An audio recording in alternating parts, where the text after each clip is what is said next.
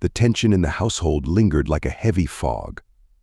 Akua and Kofi knew they had to act swiftly to ensure Sanya's safety and well-being. They decided to visit Elder AC, a wise and respected figure in the village who had always been a source of guidance and support. Elder Issy lived in a small hut at the edge of the village, surrounded by a garden filled with medicinal herbs and vibrant flowers. She was known for her knowledge of traditional healing and her deep understanding of the village's customs and history. One afternoon, Aqua and Kofi set out for Elder Isai's home, bringing Sanya along. They hoped that her wisdom would help them navigate the growing tension and rumors. Elder Isai, we need your counsel, Kofi said respectfully as they approached her hut. Elder Isai, a woman with a serene and gentle demeanor, welcomed them with a warm smile. Come in, my children. What troubles you? As they settled into her modest but cozy living space, Aqua and Kofi explained their situation. They spoke of Sanya's unique condition, the whispers in the market, and their fears for her future. Elder Isai listened intently, her eyes reflecting a deep empathy. When they finished, she nodded thoughtfully. I understand your concerns. This is not an easy burden to bear, but Sanya is a child of great spirit and strength. She is blessed in ways that many do not understand. Aqua and Kofi exchanged a glance, their hearts heavy with worry. But how do we protect her? Elder Isai. The rumors are spreading, and we fear what might happen if the wrong people find out, Aqua said, her voice trembling. Elder Isai took a deep breath and spoke softly.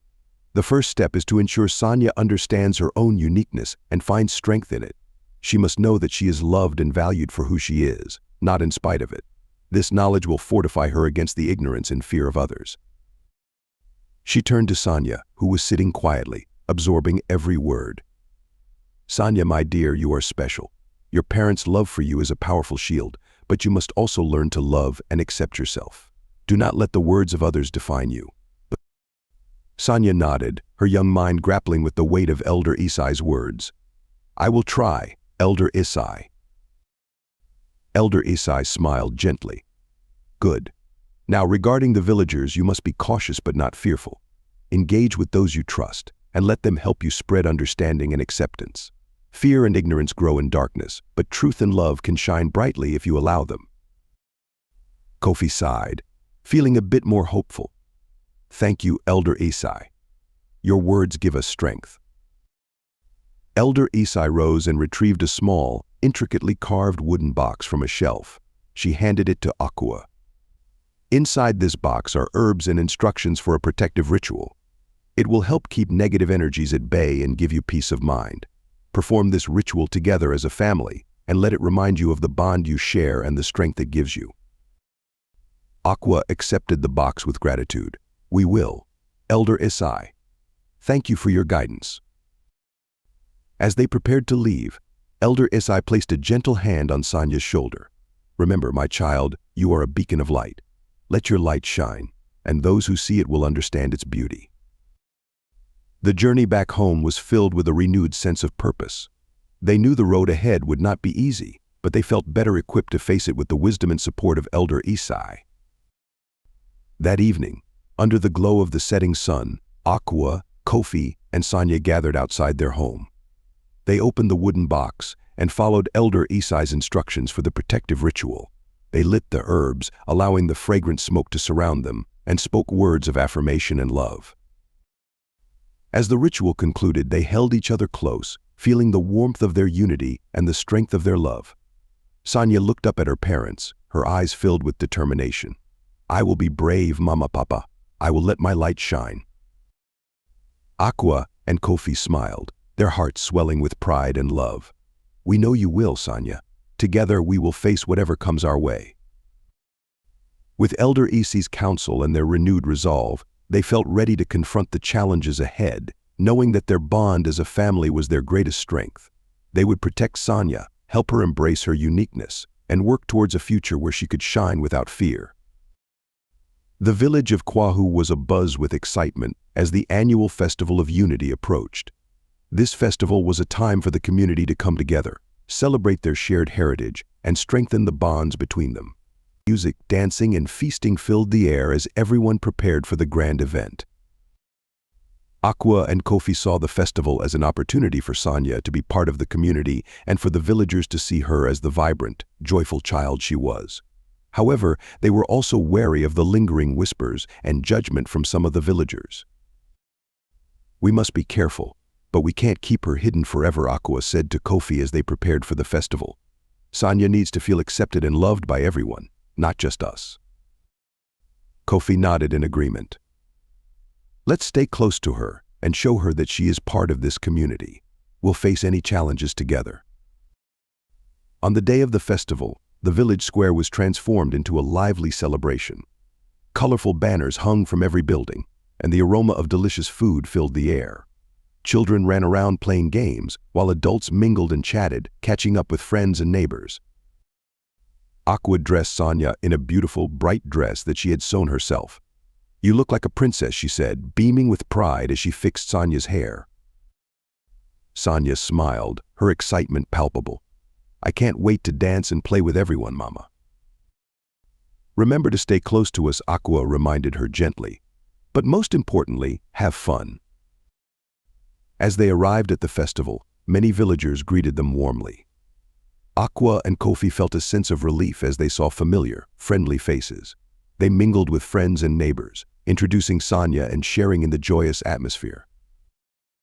At the center of the square, a large group of children gathered for a traditional dance. Sanya watched in awe, her eyes sparkling with excitement. Aqua encouraged her to join in. "Go ahead, Sanya. Show them your moves." Sanya hesitated for a moment, then nodded and ran to join the other children. As the drums began to beat and the children started to dance, Sanya moved with grace and joy, her face alight with happiness. Many villagers watched, impressed by Sanya's enthusiasm and talent. However, not everyone was as accepting.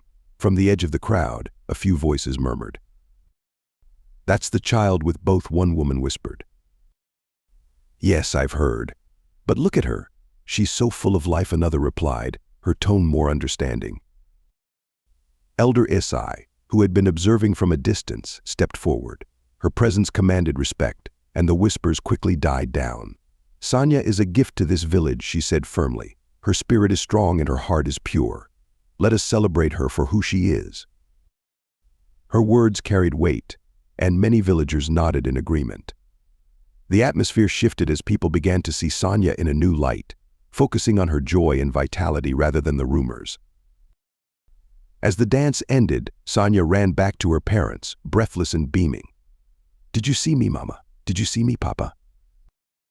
"We did," Sanya Kofi said, lifting her into his arms. "You are wonderful." Aqua smiled, her heart swelling with pride. "We're so proud of you, my dear." Throughout the day, Sanya played and danced with the other children, making new friends and experiencing the festival's magic. Aqua and Kofi stayed close, their presence a reassuring constant. Later in the evening, as the sun set and the village square glowed with lanterns, the villagers gathered for the final ceremony of the festival, a circle of unity. Everyone held hands, forming a large circle around the square, symbolizing their community's strength and solidarity. Elder Isai stood in the center, her voice strong and clear. "Today we celebrate our unity and the diversity that makes us strong. Let us embrace each other with love and understanding, for it is through our differences that we find our true strength." As the villagers echoed her words, Aqua and Kofi held Sanya's hands tightly. They felt the warmth and acceptance of their community envelop them, a powerful reminder that they were not alone. In that moment, Sanya looked up at her parents, her eyes shining with hope and happiness. "I love our village," she said softly. "And our village loves you," Sanya Aqua replied, her voice filled with emotion. The Festival of Unity ended with a sense of renewed hope and determination. Aqua, Kofi, and Sanya returned home, their hearts full and their spirits uplifted. They knew that challenges still lay ahead, but they also knew that with love, courage, and the support of their community, they could face anything together. Despite the warmth and acceptance experienced at the Festival of Unity, the peace was short-lived. Not everyone in Kwahu had been swayed by Elder Isi's words of wisdom. Some villagers continued to whisper behind closed doors, and these murmurs slowly grew louder as time passed. One morning, as Aqua was preparing breakfast, Kofi entered the house, his face clouded with concern. "Aqua, we need to talk." Aqua looked up from the cooking pot, sensing the tension in Kofi's voice. "What is it, Kofi?" He sat down at the wooden table, his hands clenched into fists. "I overheard some men at the market today. They're talking about Sanya again. The rumors are getting worse." Aqua felt a pang of fear. "What are they saying?" "They're claiming that Sanya is cursed, that she will bring misfortune to the village. Some are even suggesting that she should be sent away." Kofi's voice was filled with frustration and anger. Aqua's heart sank. "But after the festival I thought things were getting better." Elder Isi's words seemed to reach them. Kofi shook his head. "Not everyone. There are still those who are afraid of what they don't understand. We need to find a way to protect Sanya." But at that moment, Sanya walked into the room, her face lighting up when she saw her parents. "Mama, Papa, can I go play with my friends today?" Aqua forced a smile. "Of course, Sanya, but stay close to home, okay?" Sanya nodded eagerly and ran outside. Aqua watched her go, her heart heavy with worry. She turned back to Kofi. "What can we do? We can't keep her hidden forever." "We need to talk to Elder Isi again," Kofi suggested.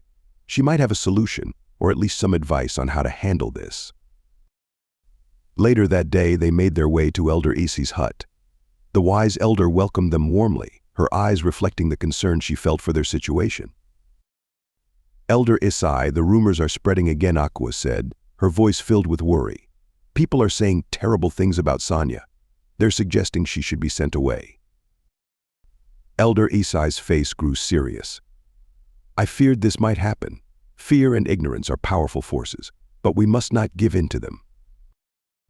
"But what can we do?" Kofi asked, desperation in his voice. Elder Isi sat down, her gaze steady and calm. "We must continue to educate and enlighten the villagers. It won't be easy, and it won't happen overnight. But we must show them that Sanya is not a curse, but a blessing. Her uniqueness is a gift, not something to be feared." She paused, looking deeply into their eyes. "I will speak to the village council. We need to have an open discussion about Sanya, about acceptance and understanding. It won't be easy, but it's necessary." Aqua and Kofi nodded, grateful for Elder Isi's unwavering support. "Thank you, Elder Isi. We will do whatever it takes to protect our daughter." Elder Isi smiled warmly. "You are strong, and your love for Sanya will guide you through this. Remember, you are not alone. There are many in the village who support you." As they left Elder Isi's hut, Aqua and Kofi felt a renewed sense of determination. They knew the road ahead would be difficult, but they were ready to fight for their daughter. They would continue to spread the message of acceptance and love, one step at a time. Back at home, they gathered Sanya in their arms, holding her close. "We will protect you," Sanya, Kofi whispered. "No matter what, we will always be here for you." Sanya looked up at her parents, her eyes filled with trust and love. "I know, Papa. I love you both." With Elder Isi's guidance and their unshakable love for Sanya, Aqua and Kofi felt prepared to face whatever challenges lay ahead. They would fight for their daughter's right to be herself, to be loved and accepted for who she was. And they would do it together, as a family. Thanks for watching. Please do well to subscribe to my YouTube channel.